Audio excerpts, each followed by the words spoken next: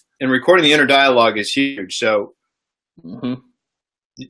I've had multiple, it does sound crazy like you're saying a madman, but like I've had multiple conversations with myself about where my head is going and where that other voice is trying to take me. And we've gone, full on, arguments. It's more like a discussion table. Yeah. You're negotiating with yourself. Yeah, totally. You got to, ultimately you're deciding who's going to win. Or who's going to give up the grip. And you'll find that your inner dialogue that's always telling you to stop a little sooner or quit a little bit sooner is really smart with deception. I mean, it sounds crazy as hell talking like this, but it's really smart by trying to convince you that, you know what, it will convince you of just about anything if you let it, because it's done it to me in the past and I've noticed it. And it's kind of crazy saying that, but you'll convince yourself and justify quitting early or stopping what you're doing or not going that extra little bit more. You'll justify it, and you'll put your own people on the pedestal. Like if you have kids, well, you need to get a little bit more time with your kids. That's how hard your inner dialogue will start battling you. Start dropping some good old fashioned Catholic grandma guilt on you. Yeah, that's exactly right, man. It will. So you got to know when to tell it to shut the hell up and just put it down. You got to put it down hard too. So 24 hours into this thing, you've done it. At what point do you feel like? So it sounds like within the 7-hour range, your brain starts working on you. Like, okay, dude, we're talking irreparable damage here. You may not ever come back. If you quit now, no one's going to respect you any less. You start getting all that stuff. 24 hours, you walked. Any injuries? No, I don't think there's anything permanent. I did have a lot of injuries. Yes, my feet were dead. Blisters, the entire feet were blistered out. Half a big toenail was bent back. I think maybe a metatarsal. How that? I have no idea. No idea. I walked down a road that was very straight and long for the longest time, and that road beat the hell out of me. But my inner thighs were slabs of meat hanging off because it was literally bad. Somebody on Facebook wanted to see pictures. I said, if I put pictures of this on Facebook, I'm going to get kicked off of Facebook. It was bad. So I sat like I was in stirrups for a week, pretty much. My body was, from the waist down, was destroyed. And I didn't think I used my thighs that much and my calves that much because they were numb. But they were destroyed. It took about a little over a week to heal. Okay. Blood all over my feet. My feet were just one big blister each foot. My inner thighs were really, really bad, destroyed. Splinters in my hands from these walking sticks that I just rip out of the woods So there's injuries, but you know what? Nothing that's going to be ever permanent. Right. Nothing you're not going to recover from, probably come back stronger. What about upper body? Was your T-spine all lit up, or did you have like lower back issues, neck issues? No issues at all. And I thought, this pack that I put on was 12 pounds when I left, and it probably weighed 20 pounds when I came back because people kept finding me. That was the crazy part. People kept finding me that was following this on Facebook. Some people I didn't even know, but they would find me in there's a town called Pitcher, Oklahoma. It's a totally abandoned town now. It's destroyed. The government came in and shut it down. I was walking through this town. There's not a light in this town, and I had this couple find me, which I know the couple and they're awesome. But they found me in this town somehow. I had no GPS locator on me, and they found me to re-ration me up. It sounds like a Dateline NBC story right now. It was cool though. I mean, it was cool. And then the sheriff's department. They knew what I was doing, so they came to me and dropped me off a reflective jacket, and they knew I wasn't stopping because somebody said that if we offer you a ride, you're just going to tell us to piss off. I said, well, I probably won't say that, but yeah, I'm not going with you. I'll run from you before I go with you, right? Because there were massive storms in tow. They were coming, big storms. So. I don't know where you're at in all of this stuff, but like my imagination, if I'm in a town that's been abandoned and was cleared out by the government, I mean, I'd be looking for zombie. I'd freak myself straight out, dude. Dude, I was, man. But then I thought about it. if somebody's getting shot, it's going to be me because I was walking like a damn zombie at that point. I was dirty as hell and barely walking. I had a stick in my hand. I mean, I looked like a zombie. But I thought that because I knew that town when I was in high school. I went there and played football there against that town, and it was a town. And now it's just an abandoned mess is what it is. Just curious what happened to it, or like what was the thing that cleaned it out? There was a tornado. There was lead mines way back in the day there. There's a big lead. It used to be a massive city back in the day. And it's called Pitcher, Oklahoma. And it had a tornado come through and pretty much wipe it out a couple of years before the government finally came in and shut it down. But they shut it down due to just poisoning of the water. I mean, just a whole bunch of – they just couldn't fix the land. I mean, they had a lot of medical problems with some of the individuals that lived there just because of the contamination of the water. And finally, the government came in and just said, you know what, we're going to buy out all the remaining residents and shut this place down. Wow. So it was, massive mountains, though, of chat piles. It was pretty cool. Yeah, I bet. So, I tried to follow it as best I could on Facebook and try and drop a few nuggets and keep you motivated when I could. But when this thing started, and that's the theme of this talk. So when you first started this thing, you're like, I'm doing a death march. And I remember seeing people trying to talk you out of it, and coming to your defense. I'm like, nah, man, let them roll. Let them roll. And so you've got that. There's a pull of people trying to keep you average or keep you from going into this place of extraordinary. And I think a lot of times that says so much more about them than it does about you. Yep. So, and I commend anybody that is willing to push to that level. I know we're both reading or have read, Living with a SEAL, and we're following. And if you look at a guy like David Goggins, who is in a constant state of just shoving through his comfort zone and willing to do it. And what blows me away is when you hear about a guy like that who's run multiple ultra endurance marathons. Yeah.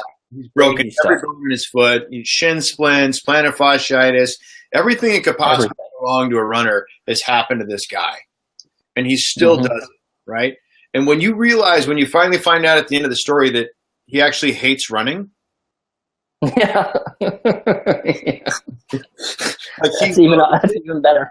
It just makes it, for me, it's even more inspiring to go out there. And there's never – like that for me has eliminated probably 90% of the little voice. Yep. When I can immediately think back on a cat like you or a guy like Goggins, who is literally, a walking blister that can, if they can push through that pain, me trying to go on a 3-mile run when we're off this call, shut the hell up. Right? Yeah. I listen to, yes, exactly. I got one laying around here somewhere. That Living with a SEAL, I listened to that during the walk, and the perspective that just small things like that, it ain't small by any means, but the perspective of what others put themselves through and what you're going through at the moment. What I was thinking, I'm like, shit, I'm not jumping in a pond that we busted open with a big ass rock. I'm not doing any, because of the ice. 33 degrees water. Yeah, my ass is walking. That's all I'm doing. That's all I just kept telling myself. Listen, I'm walking. If you stop now, you're the biggest pussy in the world because you're literally putting one foot in front of the other and you're walking. Just keep going. We'll get to it. Yeah. That's it. How many miles? It was only 41 miles total. 41 miles. Now, the miles, they were jig-jaggedy everywhere. My original plan was to cut across a lot of rural areas and into the woods. I didn't get to do that as much because when it was raining, I thought I need to stay as dry as possible, stay on roads the best I can, because if it gets cold tonight, I don't want to be soaking wet if I can avoid it at all possible. So I took a lot of weird paths and I routed it out on Google, and it was only 41 miles total that I walked. So it felt like 140, but Yeah. So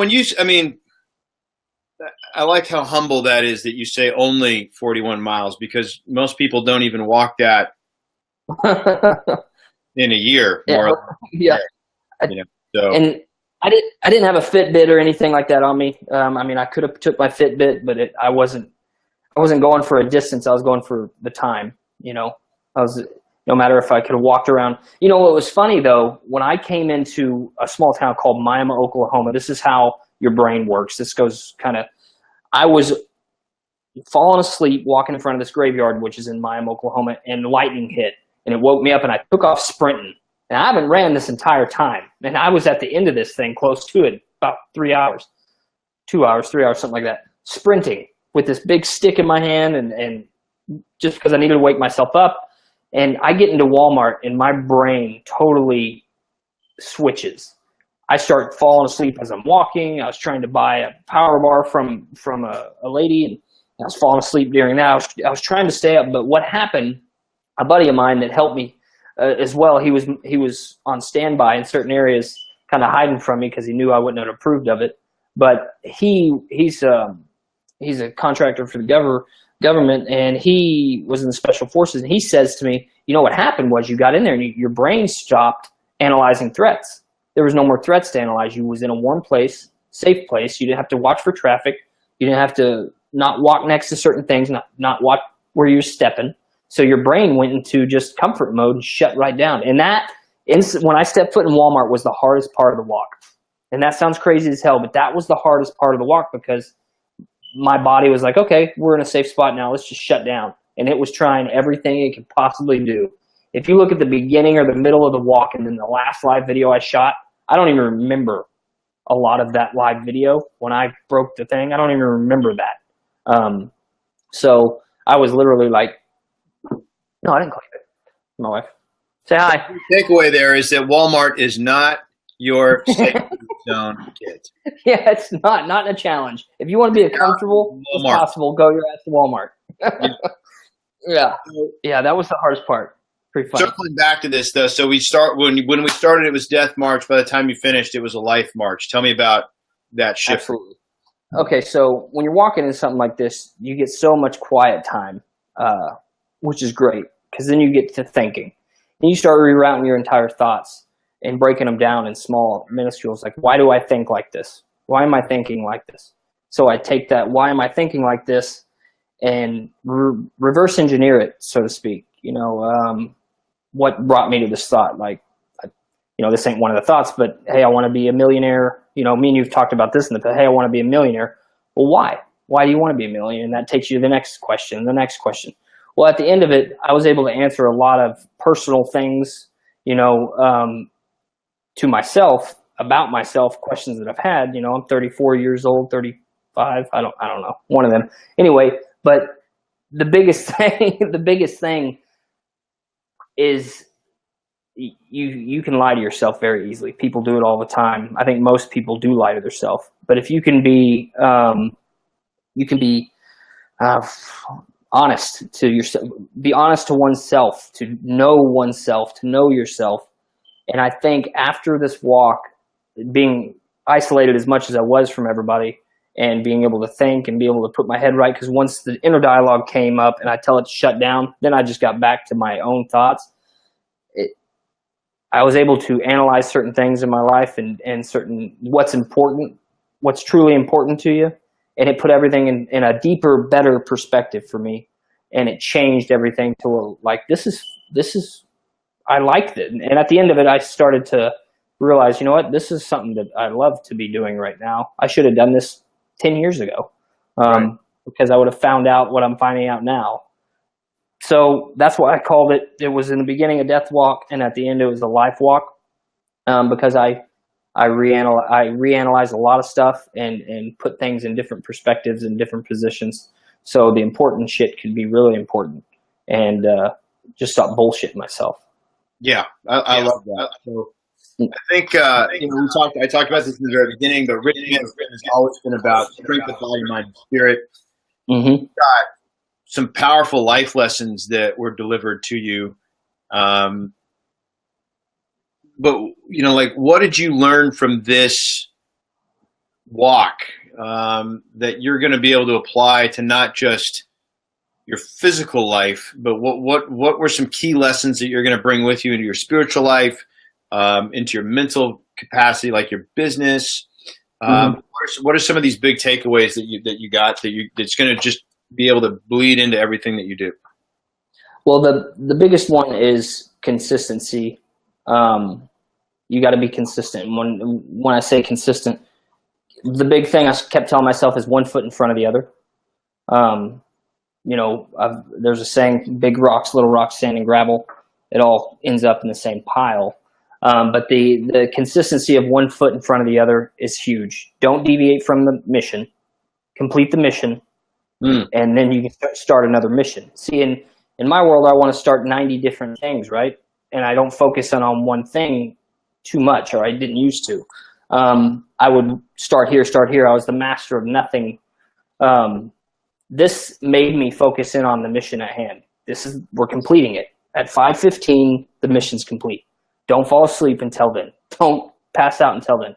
So on a business standpoint, it's whatever the goal is, focus in on that goal, and whatever assets you have to use to hit that goal, use them, but don't deviate and start making side goals off of this goal, or letting your inner dialogue change the goal. Hit the damn goal that you originally set, because you was in a focused mindset when you made that goal. It makes sense to keep going. Only thing that deviates it is bullshit that you tell yourself. So keep to the game. So on a business standpoint, that's huge on the business standpoint. Yeah, you're touching on some stuff that at 10X GrowthCon, Victor Antonio talked about that, where you come up with this, you get up at 3:30 in the morning to go to the bathroom, and you're in there and you're going, and that's what, I don't know about you, but I have some pretty amazing ideas at 3:30 in the morning when I'm going to the bathroom, and you get this thing that pops in there, and you get jacked up, and you get excited, and you start thinking about it, and you can't go back to sleep, and then you're tossing and turning, and you wake up the spouse, and then she kicks you out of bed because you can't. Then you're downstairs and you're thinking about it some more, and you're planning it out, and you've got it, and you're putting together a business plan and all this stuff. And by 5 o'clock in the afternoon, you finally get somebody. You tell them the whole idea, right? And you're all jacked up, right? And the first thing they say is, "That ain't gonna work." Yeah, it's exactly how it goes. And then you crap out. You shelve it. Yep. Fast forward 3 years later, and then boom, there's your idea up on TV, or you're exactly right, or whatever. And then the only differentiation between you and the guy that brought it to market, is you listen to your buddy. It's exactly right. You're exactly right. It's like crabs in the bucket thing. And here's the thing with them ideas I found also. Them ideas like that, man, if you just complete them and they fail miserably, who gives a shit? That's one step closer to a win. And if you just stick to the mission at hand, stick to the mission and ignore everybody else. And the biggest thing with them things is the closest people to your inner circle are the ones that's going to tell you that's not a good idea. And they're really talking to themselves. They're not even talking to you. They're really that's about them. It ain't even about you, really. Right. But the way society, the way we take everything now, we worry about, for some damn reason, what other people think of us. So we take advice from somebody that's never even done it. Like, did you do this? So I do a little trick every now and then. If I have an idea, I'll say it in a community of people that are close to me. And when they say anything opposite, I'll do the opposite of what they say, just to do it. And it usually works out pretty good. I mean, I'm retired at this point in the game, so it worked out pretty well for me so far. You had probably a few people try to talk you out of this as well, and so. You didn't alter course, you didn't lower the target, you didn't change the mission, you finished the job. So I think just that life lesson alone was worth the price of admission. Was there anything else that you got, or any other big takeaways? I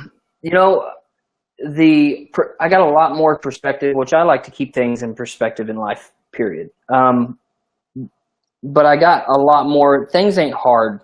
They're not hard. Shit's not that big of a deal. And it always seems to work its way out. And people worry about the smallest, minute things when they really shouldn't. And perspective, this was a great piece of perspective for me. I knew I was going to complete the mission. It wouldn't have mattered. I would have drugged myself for 24 hours if I had to, as far as dragging myself, not put heroin or anything in my body. But, but the perspective of it, shit's not that bad. And and a lot of people worry about some stuff that, and this came into my head during the walk. why am I worrying about this or this or this? It never comes to fruition. It never even comes to fruition. It's never even real. We make up 90% of the shit in our head that scares us out of doing ideas that could change our lives or change somebody else's lives. We make it up in our head and it never even becomes anything. Just a monster that scares us away from our dreams and stuff. And I think that's a big thing that I took away from it, because I realized that a lot. You know, why in the hell are we worrying about these small things? Another big takeaway was I've had a lot of people from this, from all over the country, that I didn't even know, which was awesome, that are walking now. They send me their maps and they send me their daily walks every day. And, and I think that's awesome that they haven't walked in years. Yeah. And now they're walking, you know, a mile, 3 miles, 2 miles. A lady the other day sent me one. She walked 10 miles. She had She sent me pictures of blisters of her feet. And, you know, she had to ask somebody to give her dog food and water on the way on this walk. She just kept walking. And I thought that was really cool, that people are breaking outside of their comfort zone from something that I just decided I was going to do. I thought that was really neat. And if I could help somebody get out of their comfort zone, push them to the next level, and get them somewhere in a better spot, then I'm all down. I'll walk another eight days straight if I had to do that. That'd be great. So that's fantastic. I mean, just that in itself, you've inspired thousands of people probably, and you didn't even know it. So I think that's an amazing puzzle. And that's one of the things that I actually really like about you, is that it's never about you. Like everything that you do that I've been able to see has been about being a better you, but at the same time giving to other people and letting them see what's possible, what they're capable of doing. You know, absolutely. You can do it. They can do it. And I think that's it's a very noble thing to do. I wanted to bounce an idea off you, and then we can wrap this up. Yeah. A marathon is one of those things that a lot of people aspire to. And I know from reading Living with a Seal and David Goggins and Jesse Itzler and some of these ultra marathon guys that are doing 100-mile gigs. I mean, really hard to wrap your head around.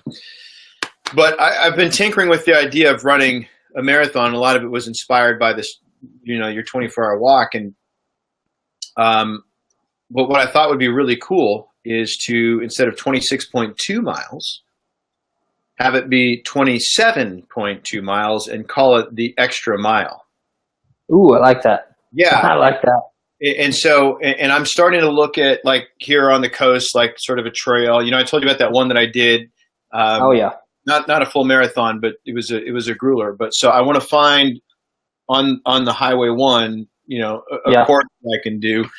Two reasons. Number one is I think if I start dialing it in effectively, and maybe get a couple people in other parts of the nation to join me, those charities that I mentioned initially could really get some benefit from that.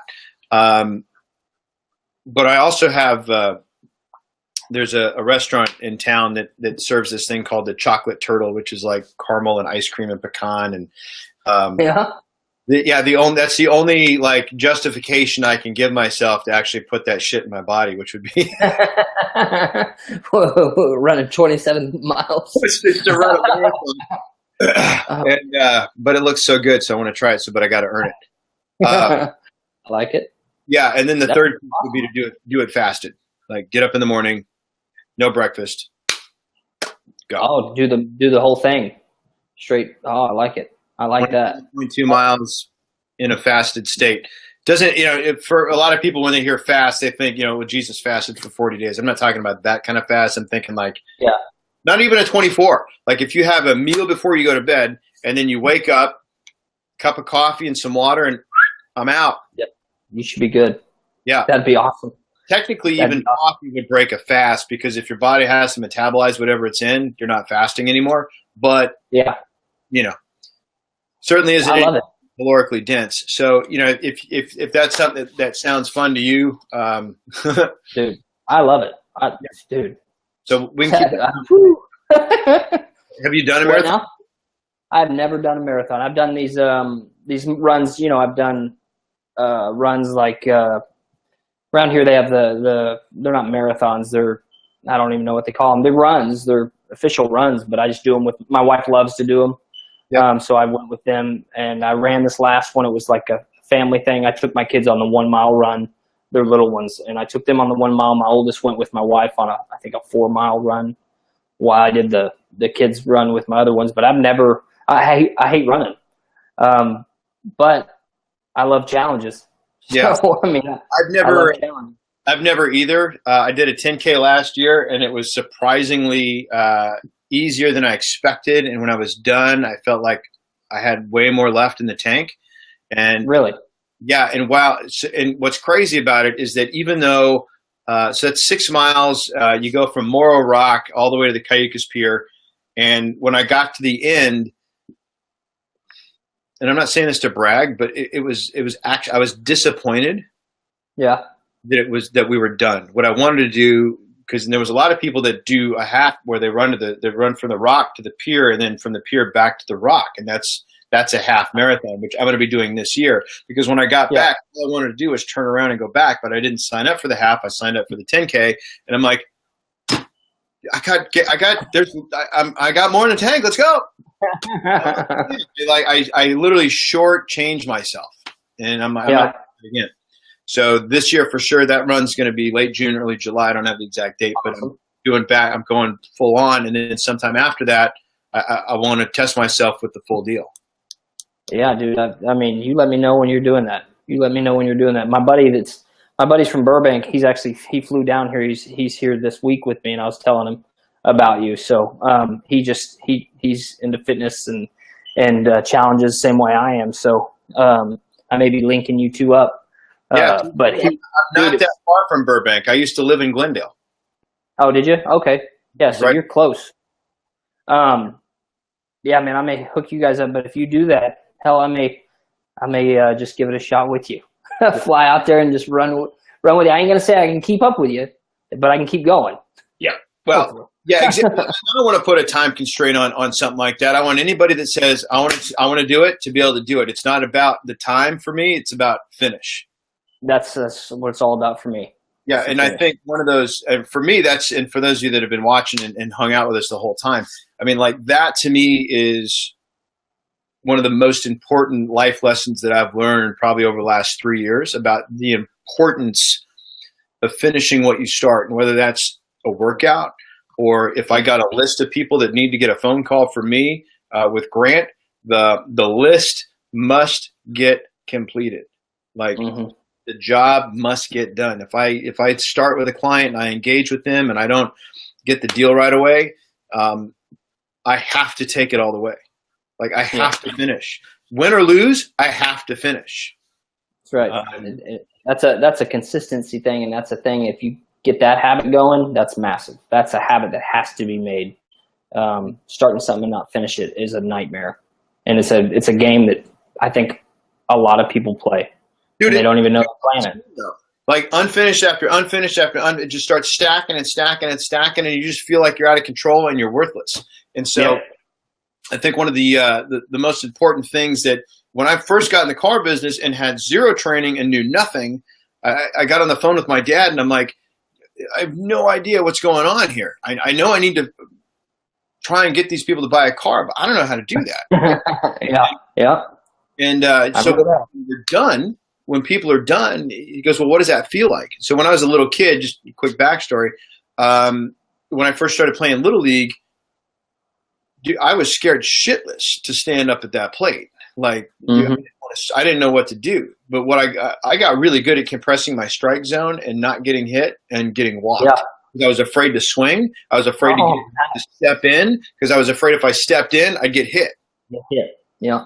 And I was just terrified of it. And so I went down looking a lot, or I got walked. And once I got walked, I was a smart ass, so I could talk shit to the pitcher and then I could steal second. Like I had to, but I never got a hit because I was afraid to swing. And so my dad says to me, and I'm trying to sell cars, he goes, how do you feel? I said, I feel like a little kid again up at the plate. Yeah. You're just scared to death to swing the bat. So he told me to start going to the batting cages. Yeah.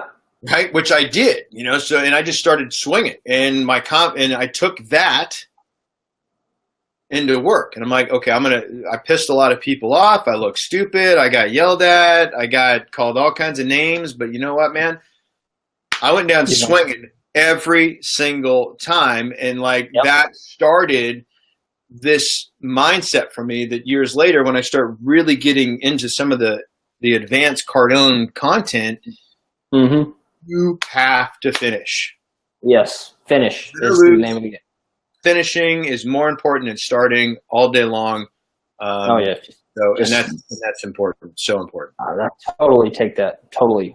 You know, and I thought after this, I've been thinking, because there's tons of charities and different people getting a hold of me after this, because I don't know how to wrap any charities up into anything, but I was going to ask you, what do you think of, I was thinking about doing another one, a community death walk or life walk, but doing an 8 hour, a 10 hour, 12 hour, 15 hour, whatever, but having people have like an individual child of whatever that, you know, you would be like, I would have a picture of the child that I'm sponsoring on my shirt, and I'm walking for them. But get the community involved, because I think because you're just walking, but and I don't want to do anything like, you know, where we're shutting down traffic. I literally want to do it the same way I just did it, except if you want to roll, here's how we do it.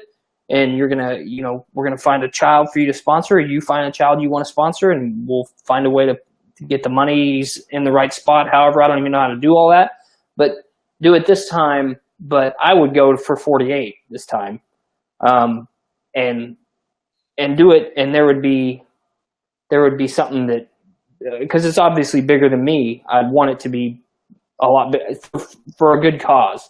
Because the only thing I regret about this is I didn't wrap it around where people could donate money to us, to charities or something for children. Or that's the only regret I have. So the next time I do something like this, I was thinking about putting something like that on, and I didn't know what your thoughts would be on something like that. Anything like that. I have.